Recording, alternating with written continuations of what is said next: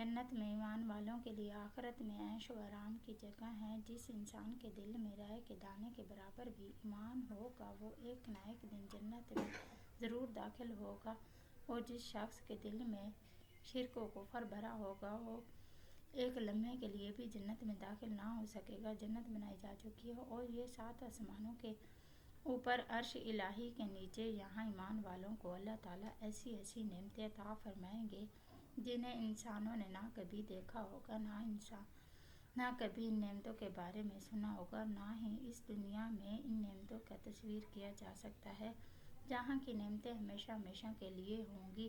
جو شخص اس میں داخل ہو جائے گا اس کا نہ یہاں سے نکالا جائے گا اور نہ ہی اس کو کبھی موت آئے گی۔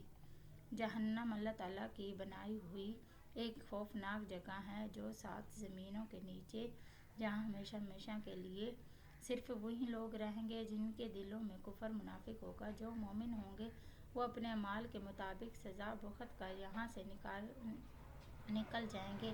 یہاں عذاب کافروں اور منافقوں کے لیے ہمیشہ ہمیشہ کے لیے ہوگا اور یہاں بھی کبھی کسی کو موت نہیں آئے گی۔